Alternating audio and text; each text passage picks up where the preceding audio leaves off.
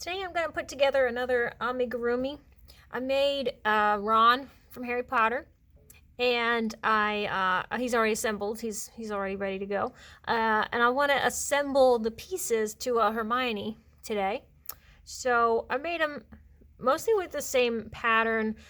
I said on my last amigurumi video that I don't really remember my patterns or write them down or anything. I just sort of make them up as I go, and then I look at what I had before, and if I couldn't remember how many rows I did, or if I increased or decreased after 3 or 4 single crochets, I just look at it and I try to make something similar. So this is going to be the body, and this is flat right now. I left the tail on here so I have some string to work with so I can attach all the pieces, but I'll fluff this and get that filled with the polyfill before I put the head on. And then I have her head in pieces, because just like I did Ron, I did half of his head and then I made the other half, which was the hair, so we have the different colors, and then I just stitched it along right here, and it comes out with this nice neat little stitch.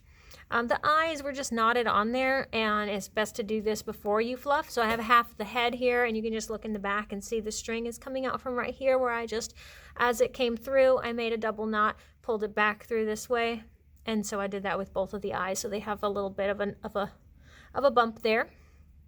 And it's a cute way to make eyes, because you're sure they're not going to fall off. You don't have to worry about using any glue to secure them on there, because they're just knotted, and it's made with your yarn. So that way, it's just a part of the plush. You don't have an extra piece that could fall off, because if you're going to give this to a little kid, you don't want them, possibly having a little choking hazard or something falling off of there. So it looks kind of weird. She's all in pieces.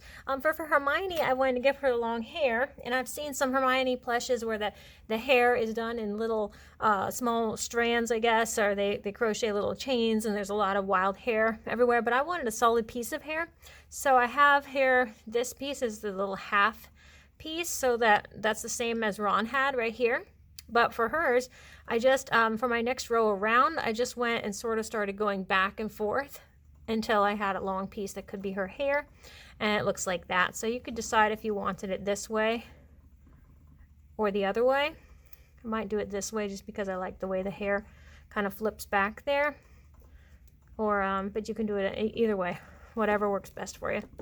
And then of course these little tails, you just tuck them in later. But let's get all of this put together. Oh, here's her little scarf. I put the two, I had a strand of the gold color and then a strand of the burgundy color, and I crocheted with both of them at the same time to make a chain that was long enough. It's really stretchy too, to tie around once for the little scarf on the neck. It was so cute, but the whole thing is really secure, and you can see where it's attached right there on the head. So we'll go ahead and start getting all of these pieces put together so you can see Hermione come together and look like a solid piece like Ron.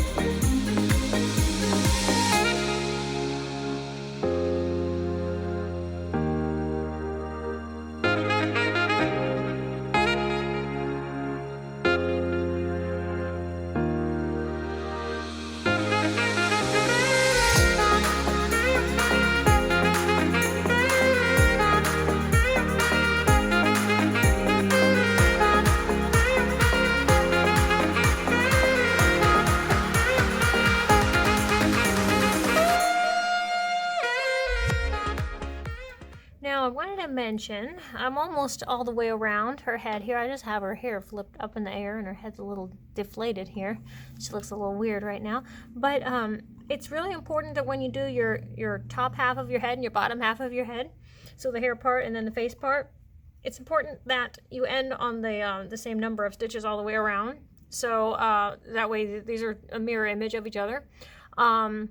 If you're doing rows of singles, it doesn't really matter if you've done 2 rows of singles here on this piece and 3 rows on this piece. If you want more face, less hair, whatever. But what matters is that you end with the same amount of stitches all around, in your last round, because when you go to put them on top of each other and stitch them around, you don't want to have extras anywhere. You don't want to have it where it doesn't line up.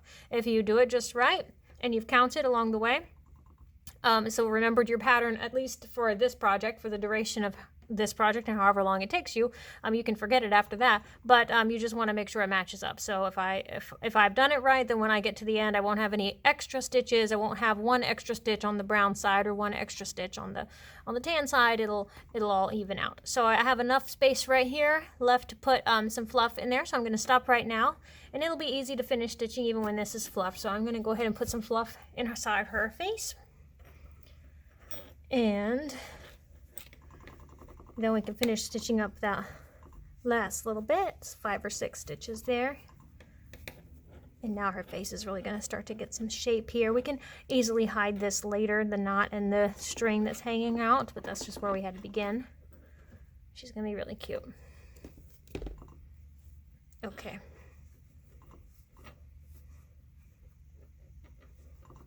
So now I'll just go back into, I'm only grabbing the top part of my stitch,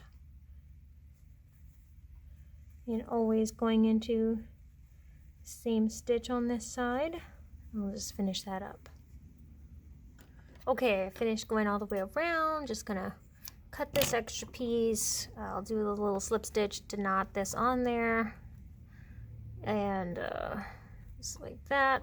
Then I have my 2 ends together, and it all matched up perfectly. You can see that there were no extra stitches. There aren't any holes or any areas where it got bunched or wrinkled because we're trying to hide something. So there's just going to be a little knot here, and I don't want to have any glue on this one. I just want it to be all yarn and fluff. And then I will just sort of take my needle and push these, hide them inside, so I get the needle right where I want it. Thread the needle and pull my string right through. I know it's going to come out of her face in a weird way, but this is how we're going to hide it. Kind of pull it tight, cut it, and then it will just, the end will just hide inside there. I'm going to do the same thing with this piece right here. We'll just go in right inside where it can hide. You won't see it. So I wouldn't put it on the brown side because there's a chance you might see it. I'm hiding it on the side that's the same color, so you won't see if there's something inside. There you go. I'll do it the same way. We'll just pull it through and just stretch it out so that we can let it hide in there. And I also was careful when I put her hair, whenever I wanted this the head piece to be, I made sure I didn't have the hair twisted, or she might have had a crooked hairline. I wanted her hair to be kind of right where her ears would be, although she doesn't have any ears. Then you just fold her hair down. You could go and give her some bangs if you wanted to, but I don't want to cover her eyes. I just want her to have her hair right here, kind of on her shoulders. That's real cute. Sometimes this yarn doesn't want to lay the way you want it to, though. All right, so now I have to hide this piece in her head. So I'll just cut it short and do that same thing. Go right in the center, and since we're hiding brown in brown, it'll be easy to do. You won't see it. And then just pull that on through, kind of stretch it, snip it, and let it hide. And then we're just going to, even though we have a nice little stitch here along where her head meets her body, or sort of neck area, we're still gonna take her scarf and wrap it around there so we can tie it along that neckline just once,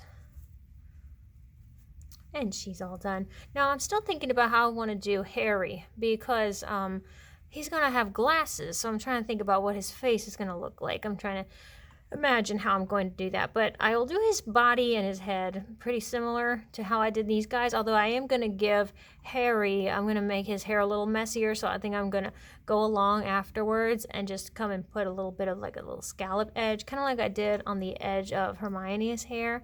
I gave it that little cute little edge so it looks like her hair is curling on the ends, because she's supposed to have that big bushy hair.